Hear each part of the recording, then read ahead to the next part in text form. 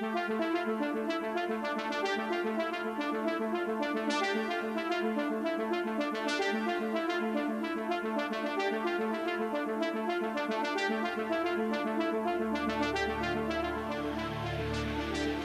immediately began setting up equipment, moving in large crates of stuff. I was just floored at how much hardware was there. We got a network connection so that we could actually start communicating with other people. The dynamic environment of hooking to companies you've never hooked to, seeing a message you've never seen before, made you want to do it more and more just to prove that you could. The first few hours, it was like, God, is this thing going to work? Murphy was there with us. Anything that can go wrong will. On Tuesday, we lost power for the entire day. So instantly, our integration schedule was shortened by 1/7. The air conditioning in the van wouldn't work. And of course, we have computers in the van that are driving video displays. The network was faulty. It was broken in numerous places. We didn't know where it was. Sunday night before the demonstration, I think 5 out of the 8 legs were either run over by heavy equipment or cut by a carpet cutter. It was now dark, the stores are closed, and time to fix it. Hey, Brian, is it Fitzsimmons? We got the best and brightest here. Yeah. I can't believe the answer is no. We've been talking. People started scratching in their back pockets and their little cabinets and foot lockers that they brought with them. What's a BNC connector? One guy that looked like that. General Vesely scrambled the troops and sent out tons of folks to help us. I think we got the last piece of the network screwed together at 5 minutes of 1 o'clock in the morning. Monday morning at 5 a.m. was the first time that we all turned on our simulators and we're all connected on one network. They had their first practice just a few minutes before the real demo was to go on. Might mention that the net came up sometime this morning. I think it was about 15 or 20 minutes ago. I sure wish we had had a rehearsal. Damn, it worked. It was a miracle, really. We've let the genie out of the bottle. The future will never be the same.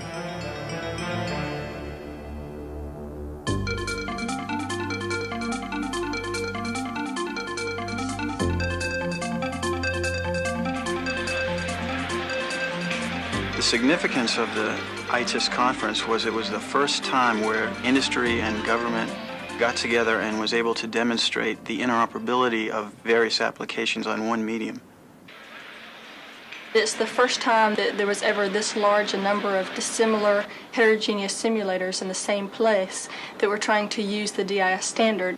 The ZSU that just got blown up by air. When you bring that down onto that side, We had meetings with the engineers from the various companies over a period of about 6 months, once a month, and made a bunch of agreements on how much of the standard we were going to implement. The University of Central Florida Institute for Simulation Training served as a focal point both for organizing and executing the demonstration. It was a team event we all planned. We, the companies who were involved, we planned the event. We weren't told what to do or how to do it, and we wound up helping each other achieve a common goal. The advantages of this technology is that it's an open architecture. Commercially available hardware and software can be used to create a DIS network. No one company, no one organization owns the rights to a DIS network configuration. If there's not an open standard, then the military will end up buying small pieces to do part of a job from one company and small pieces from another company, and they won't play together. And that's really what open systems environments are all about, is trying to establish those architectures and standards that allow the individual markets to work in a very cost-effective manner and still take great advantage of that competitive and creative commercial market that we have. Most of these simulations have been developed for some other purpose. They were not developed for this demonstration.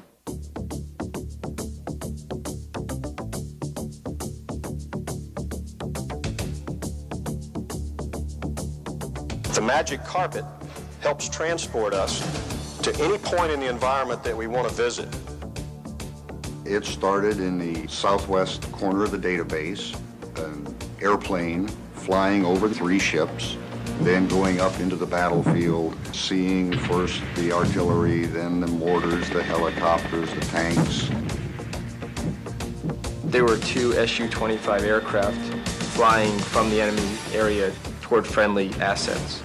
And the Patriot's role was to engage those two aircraft with the Patriot missile.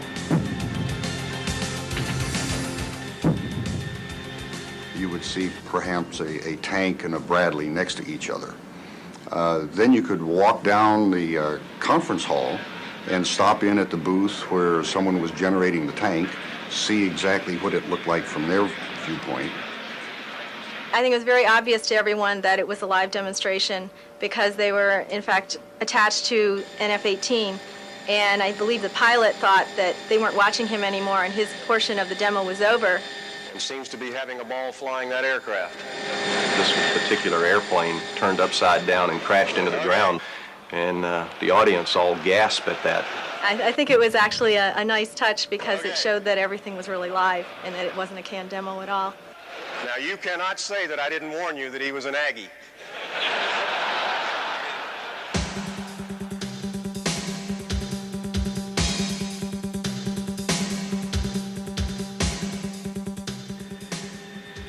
We talk about the synthetic environment, and most people consider that to be virtual environment, just the simulators. But we're talking about three aspects. We're talking about live, we're talking about virtual, which brings in simulators, and then constructive, which brings in the war games, the two-dimensional war games. While we didn't ask them to do it, Loral came up with a live demonstration with a tank. The director of the Joint Staff, General Vasilio, control a tank that was showing on screen in San Antonio, Texas, but actually physically located in California on a test range. We instrumented the turret, the gun barrel of that tank, as well as the general position of that tank. In feeding back information from the conference floor, we also sent targets to that tank so that that tank could fire at those simulated targets. So it was a demonstration of seamless simulation. I suppose they could say that they had actually the real terrain since they were actually live on Hunter Liggett and we were on a terrain database on a computer.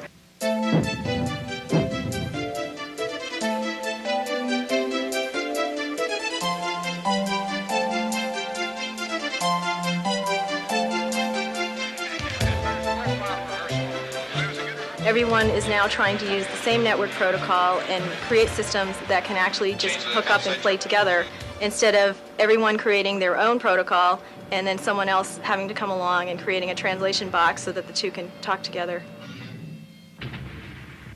The government's intent is to buy networked interoperable simulation, and I have been waiting for the opportunity that we could demonstrate to industry that that through their cooperation and their hard work that we were able to build this common environment.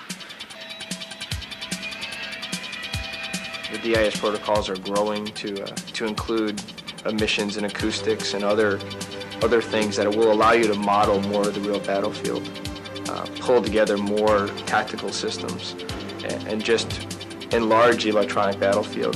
The Defense Department's future acquisition process is going to be driven by modeling and simulation. I think in the next 10 years, you're going to see that the majority of new systems are both designed and tested in a synthetic environment prior to ever bending the first piece of metal.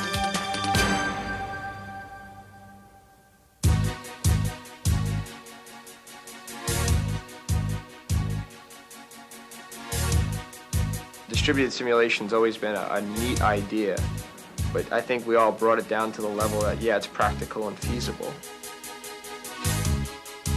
There was a convergence of a tremendous number of parties sharing a common and mutual interest in making these shared environments a reality. You really get a feeling of satisfaction and also having been part of a team. It's a milestone event on the part of the Defense Department, and I think a milestone event for distributed simulation.